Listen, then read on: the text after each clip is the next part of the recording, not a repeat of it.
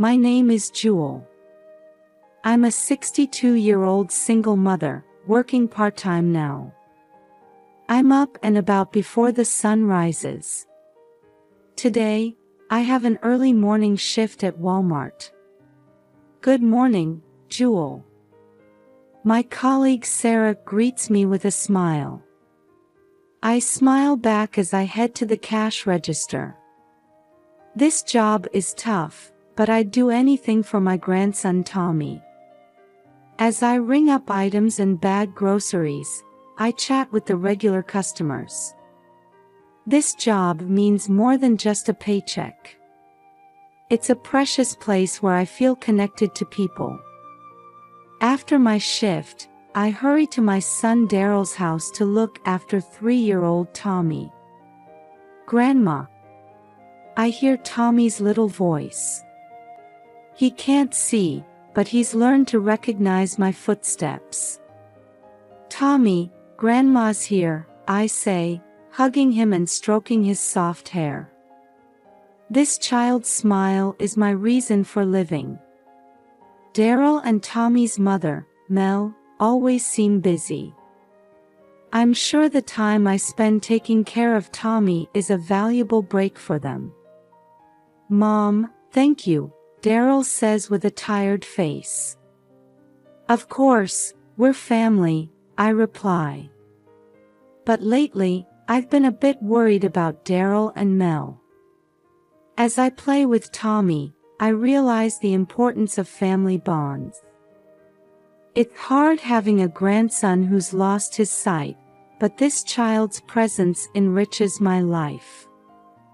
In the evening, I return to my apartment. It's a small room, but it's a comfortable space for me. I turn on the TV and prepare for tomorrow's work. Tomorrow, I'll be working at Target. It's a busy life, but this is what gives me purpose. As I lie in bed, I think about my family. Tommy's future, Daryl and Mel's relationship. There's no end to my worries, but I'm sure we'll overcome them. Because we're family. Believing this, I close my eyes. Another new day will begin tomorrow. I still clearly remember the day my son Daryl decided to get married. Mom, I want to introduce you to her, Daryl said, his voice mixed with excitement and anxiety. That day, I met Mel for the first time. She was beautiful, with a sophisticated air about her. Nice to meet you, Jewel. I've heard so much about you from Daryl, Mel said with a smile, but it felt somewhat calculated. Does this woman really care for Daryl? When the wedding preparations began, Mel insisted on a luxury brand dress and an extravagant venue. Her family is wealthy, Daryl said. They're covering all the expenses for the ceremony. Is that really true? Something feels off.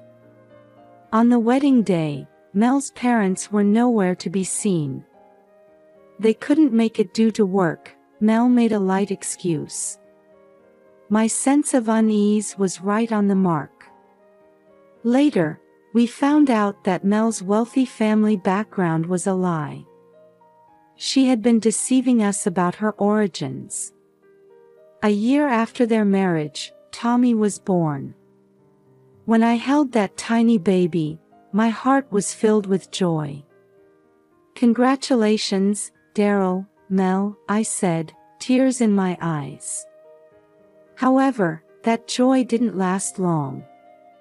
When Tommy was 6 months old, we found out there was a problem with his eyesight. It's a congenital disorder, the doctor explained. There's a high possibility he'll lose his sight completely. When we heard those words, our family's expressions froze. What should we do? Daryl murmured. Mel remained silent, staring at the baby.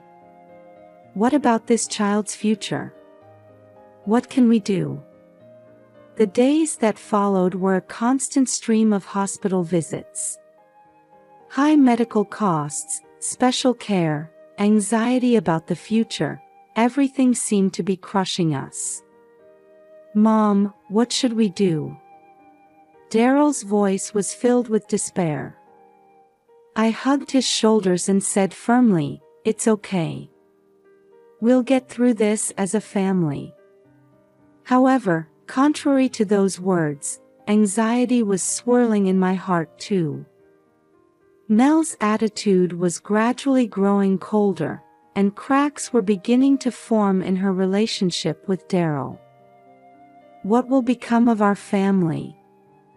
As I held Tommy's tiny hand, I steeled my resolve. No matter what happens, I will protect this child and make him happy. That became my mission. The shape of our family was changing, and new trials were waiting for us. But I didn't know yet. This resolution would soon greatly change our lives. After Tommy's visual impairment was discovered, our family's life changed completely. Faced with high medical costs and the need for special care, Daryl's household fell into financial difficulties. Mom, I'm really sorry, but... Daryl's voice trembled. He bowed his head and asked me for financial assistance. I understand. I'll do whatever I can, I answered without hesitation. And from that day, my financial support for Daryl's family began. I started giving them most of my monthly salary. While cutting back on my own living expenses, I desperately tried to set aside as much money as possible for my grandson's future. Jewel, I don't know what we would have done without your help. Mel's words were filled with gratitude, but somehow they felt superficial. Is she really grateful? One day, I came across information about disability benefits for children. If we used the government support system, part of the costs for Tommy's care should be covered. Daryl, have you applied for Tommy's disability benefits? I asked, but Daryl showed a slightly confused expression. Oh, that. Mel is handling the paperwork, he said. However, I didn't hear any concrete progress after that. That's strange. Why aren't they rushing? A small sense of unease began to grow within me. Despite my support, there seemed to be no sign of improvement in Daryl's household finances. Did you buy a new outfit? I asked one day, noticing the expensive-looking blouse Mel was wearing. Oh, this? I got it on sale, Mel answered lightly, but there was a hint of guilt in her attitude. She's not telling the truth. I was also worried about Tommy's condition. He was losing weight day by day and becoming less energetic. Tommy, are you okay? Is there anything you want to tell Grandma? I asked gently, but he just shook his head silently. Did something happen to this child? At night, when I returned to my apartment alone, I pondered deeply about this situation. Several months had passed since I started providing support, but the situation seemed to be getting worse rather than better. Is my support really helping? Or... Various questions swirled in my head. Daryl's debts, Mel's attitude, Tommy's condition. Everything seemed unnatural. I might be missing something important. I made up my mind. I needed to investigate this situation more closely. To protect my family, especially Tommy, I needed to know the truth. That night, I couldn't sleep. As I thought about my actions for tomorrow, I prayed in my heart. God, please protect my family. And please give me the strength to see the truth. That day, my life changed forever. For 3 days, the lights in Daryl's house hadn't been on. They weren't answering their phones. Anxiety gripped my chest. Something's wrong. I need to check. With trembling hands clutching my car keys, I headed to Daryl's house. The neighborhood's silence felt eerie. Standing at the front door, I could hear faint crying from inside. Tommy. There was no answer when I knocked. In panic and fear, I found myself shouting. Daryl. Mel. Is anyone there? But all I got in response was weak crying. I can't wait any longer. I made a decision. Using the spare key hidden nearby, I opened the door. The house was dark, and a strange odor hung in the air. Tommy. It's Grandma, I called out.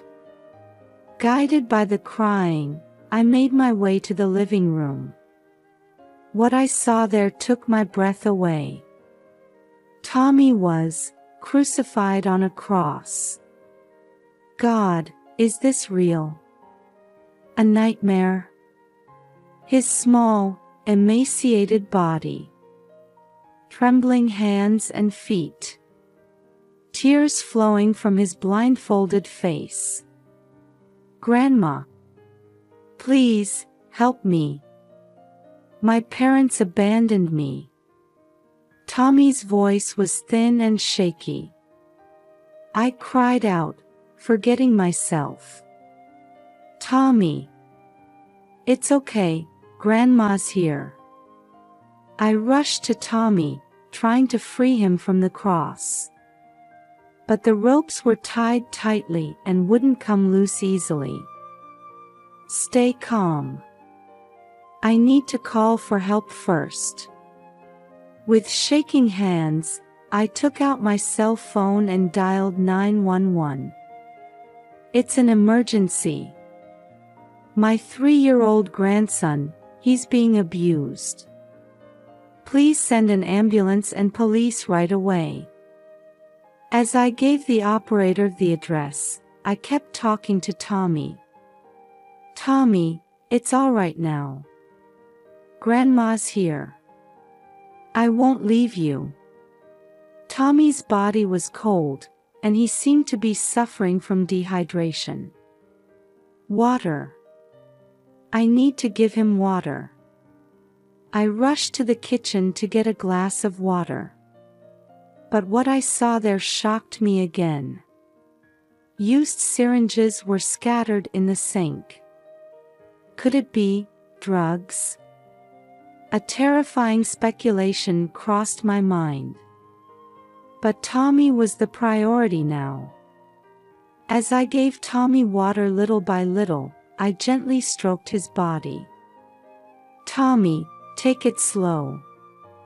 Just breathe deeply. I could hear sirens approaching. The ambulance and police had arrived.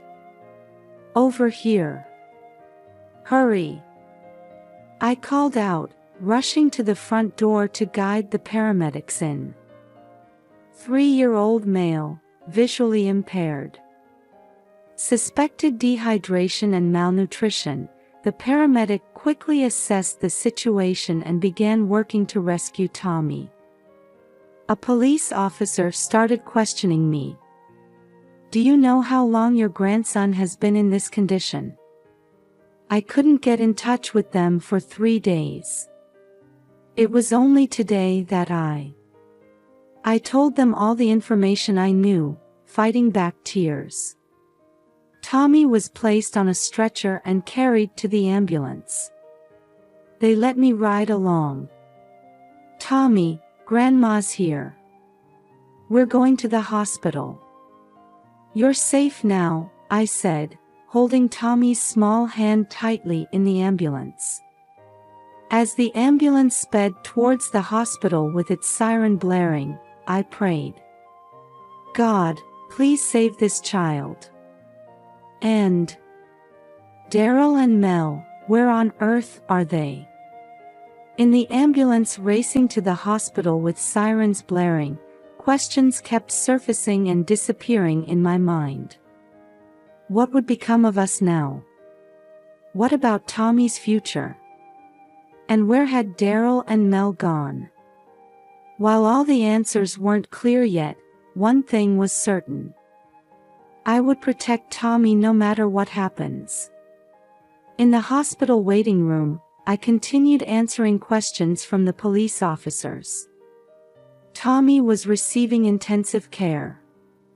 "Mrs. Robbins, when was the last time you had contact with your son and his wife?" Detective Johnson asked calmly. 3 days ago. Daryl called and said they were going away for work. My voice trembled. Now it was clear that the phone call had been a lie. "Daryl, why did you lie?" Just then, another officer hurried over. "Detective Johnson, we've gathered statements from the neighbors." They started talking a short distance away. I strained to listen. Frequent arguments between the couple recently. Strange noises late at night. Saw the man loading large bags into the car. Oh, why didn't I notice? Suburban community life might seem privacy-oriented, but surprisingly, there are strong connections between residents. Everyone had sensed something was off. "Mrs. Robbins," Detective Johnson returned. "Could we have photos of your son and his wife? We'll issue a nationwide warrant." His words made reality sink in heavily. "They've run away, haven't they?" The detective nodded quietly. "It's likely they were involved with drugs. We found evidence in the house." "Drugs, oh, Daryl." Sadness, anger, and regret filled my heart. Over the next few days, the investigation progressed rapidly. I went back and forth between the hospital and Daryl's house, cooperating with the police while praying for Tommy's recovery. An emergency residence meeting was held at the local community center. I attended too. "Everyone, thank you for your cooperation," Detective Johnson began. "We're still tracking the whereabouts of Mr. and Mrs. Robbins, but haven't found them yet." Sighs escaped from the audience. "But there must be something we can do," Mrs. Sarah, who lived next door, stood up. "Let's start a fundraising campaign. For Tommy's medical expenses." "Yes, and let's make flyers for the search too," another resident agreed. I looked around at everyone's faces, tears in my eyes. "Everyone, thank you." I felt the strength of American community spirit. People unite in times of difficulty. That night, I returned home exhausted. When I turned on the TV, the local news was reporting on Daryl and Mel's case. The whereabouts of Mr. and Mrs. Robbins, suspected of drug trafficking, remain unknown. The abuse of their 3-year-old son. The doorbell rang, startling me as I headed to the entrance. When I opened the door, Mr. and Mrs. Taylor from across the street were standing there. "Jewel, are you all right? We brought you dinner. Mrs. Taylor held out a warm pot. We all made it together. We want you to stay strong. Their kindness made me break down in tears. Thank you, really, thank you. Mr. Taylor said quietly, Jewel, you're not alone. We're here for you. That night, neighbors kept visiting, bringing food and words of encouragement. I made a vow in my heart. Tommy, I will protect you no matter what. And I must face Daryl calmly. The next morning, I was awakened by a call from the hospital. Mrs. Robbins, your grandson has regained consciousness. Those words brought a ray of hope. As I hurried to the hospital, my phone rang. It was Detective Johnson. Mrs. Robbins, we've received important information. Daryl's location. My heart raced. The time had come for the truth to be revealed. Daryl, you'll tell me everything, won't you? I'm ready to listen. When I arrived at the hospital, Detective Johnson was waiting in the hallway. I heard your grandson has regained consciousness. Let's go there first. Then we'll talk in detail about the ongoing investigation. I took a deep breath and headed to Tommy's room. Whatever truth awaited us, we would overcome it. As a family, and as members of the community. In the interrogation room at the police station, I sat on a hard chair, staring at Daryl's figure through the glass in front of me. My son, why? Daryl had turned himself into the police a few hours ago. Mel was nowhere to be seen. Detective Johnson quietly spoke to me. Mrs. Robbins, are you ready? I nodded silently. The door opened and Daryl came in. Seeing him, emotions clashed violently within me. Anger, sadness, and love. Mom. Daryl's voice was thin and shaky. Why, Daryl? Tommy is your son. My voice was surprisingly calm, even to myself. Daryl raised his face and looked at me with tearful eyes. I'm the worst father. I couldn't protect Tommy. He took a deep breath and began to talk. It all started 3 years ago when I met Mel. She was charming, and I was infatuated. But she had a dark side.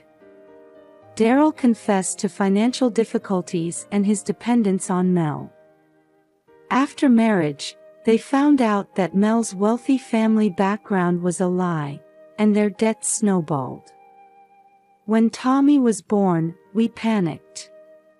Caring for a disabled child, high medical expenses. Daryl's voice choked. Mel said, if we sell drugs, we can make money in one go. Oh, Daryl. At first, I refused. But we were being chased by debt collectors. We couldn't even pay for Tommy's treatments. Daryl's voice shook. I listened, holding my breath. It was supposed to be just once. But when the money started coming in, we were blinded by greed. He covered his face with both hands. Mel gradually became cruel. She started saying, Tommy is a burden. Anger welled up in my chest. That woman, I can't forgive her. One day, Mel started giving drugs to Tommy. At Daryl's words, I stood up involuntarily. What did you say? Detective Johnson placed his hand on my shoulder, quietly urging me to sit down. Daryl continued, tears streaming down his face. I couldn't stop her. I was a coward. I just did whatever Mel said. He looked up, staring straight at me. But that day, when I saw Tommy being tied to the cross, I came to my senses. I tried to stop Mel. But she knocked me down and ran away. I noticed the bruise on my son's face. I was paralyzed with fear. I couldn't help Tommy, and I ran away. Daryl's voice choked. But my conscience kept tormenting me. That's why I decided to turn myself in. Silence filled the room. I was shaken by complex emotions. Anger, sadness, and a faint sense of relief. At least he told the truth. Daryl, I called out quietly. What you did is unforgivable. Daryl's shoulders slumped. But, I continued, thank you for turning yourself in. This was necessary, for Tommy's sake too. He looked up at me with surprise. Mom, you must pay for your crimes. But when that's over, we'll raise Tommy together. A glimmer of hope appeared in Daryl's eyes. Really? Is there still a chance for someone like me? I answered, maintaining a stern expression. It won't be easy. It will take a long time to regain trust. But, you're my son. And Tommy's father. Detective Johnson quietly spoke up. Mrs. Robbins, let's end the conversation here. Daryl, can you tell us more about Mel's whereabouts? I stood up and looked at Daryl one last time. Do your best. Tell them the whole truth. Daryl nodded tearfully. As I left the room, my heart was filled with complex emotions. Anger and sadness, and a faint hope. It's going to be a long journey. But as a family, we'll definitely overcome this. As I left the police station, I looked up at the sky. No matter how dark the night, morning always comes.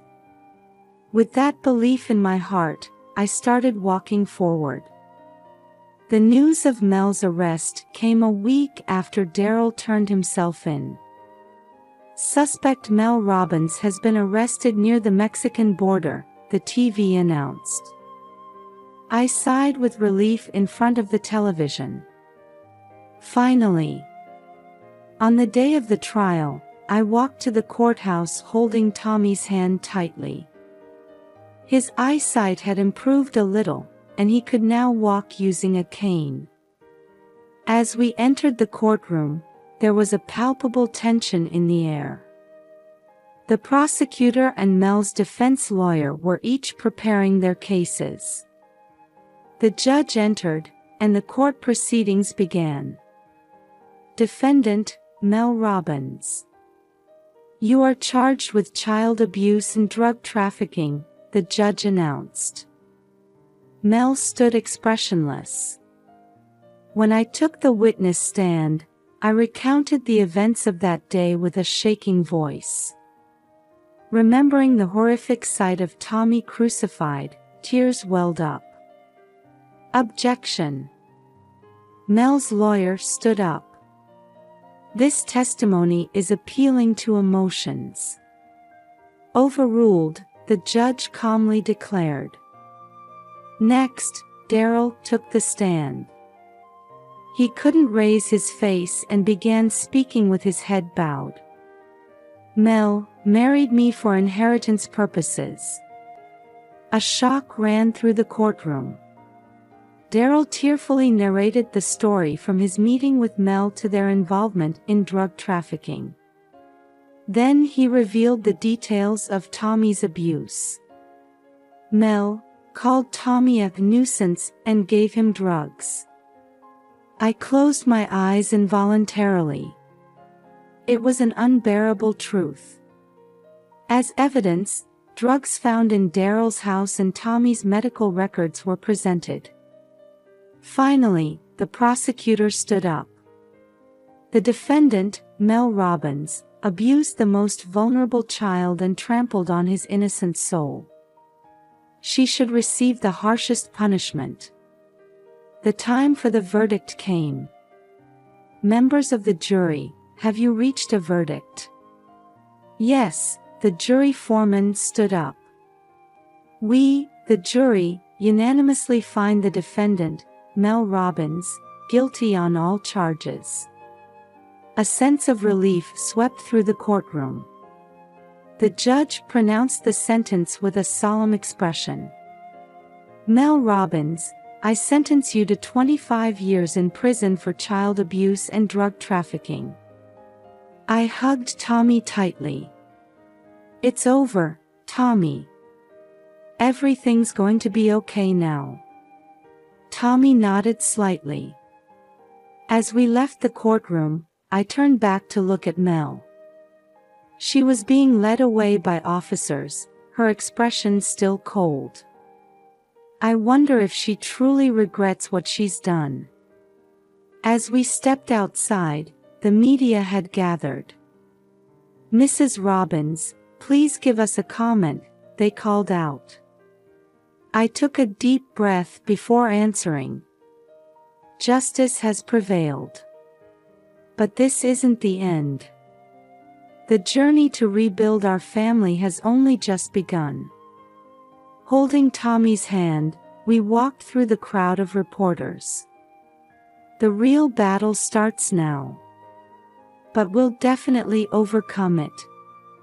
The evening sky seemed to shine with the promise of new hope.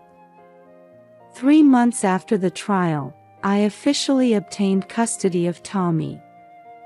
Congratulations, Mrs. Robbins, the social worker said with a smile. You are now Tommy's legal guardian. I hugged Tommy, fighting back tears. Tommy, from now on, we'll be together.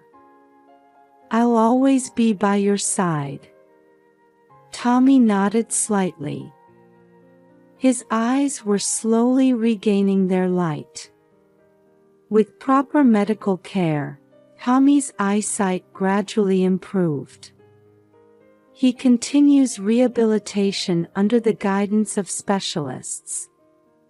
Tommy's recovery is miraculous, Dr. Thompson told me after an examination. While it might be difficult for him to regain full vision, there's a good chance he'll recover to a level where he can manage daily life without major issues. Those words filled my heart with hope. Tommy, you have a bright future ahead of you. To solve our financial problems, I made a big decision. I decided to sell the house I had lived in for many years and move to a town near where my daughter Linda lives. Mom, are you sure about this? Linda asked worriedly. Yes, let's all work hard together in this new environment, I answered with a smile. On moving day, the neighbors gathered to see us off. Jewel, we'll miss you, Mrs. Taylor said, tearing up. But I'm sure this is the best choice for you and Tommy. I nodded deeply. Everyone, thank you so much. Without your support, we couldn't have made it this far. Our new life in the new town began. It's a small apartment, but it's a new home for Tommy and me. Linda and her family visit frequently. Come on, Tommy, let's go to the park with your aunt, Linda calls out gently. Tommy's smiles gradually increased. Adjusting to the new environment wasn't easy, but by participating in local support groups, we were able to move forward little by little. Sarah, whom I met at the Parents Group for Visually Impaired Children, told me, America has wonderful support systems. Let's explore them together. Encouraged by her words, I discovered various support programs for Tommy. We also decided on a special needs school for him to attend. Tommy, what do you think? Does the new school seem fun? I asked on our way back from visiting the school. Yes, everyone was nice. I wonder if I'll make friends. Tommy's voice had a hint of hope in it. Ah, this child's life is just beginning. I visit Daryl once a month in prison. He's participating in a rehabilitation program and sincerely reflecting on his actions. Mom, how's Tommy doing? Daryl asked hesitantly in the visiting room. He's doing better, slowly but surely, I answered quietly. Someday, will I be allowed to see Tommy? A pleading look appeared in Daryl's eyes. That day will come. But it still needs time, I replied. Our journey has only just begun. There are many challenges ahead, but there's just as much hope. That night, as I was putting Tommy to bed, I made a vow. No matter what happens, I'll protect this child and make him happy. That's my mission. Outside the window, the lights of our new town shone warmly. It was as if they were blessing the start of our new life.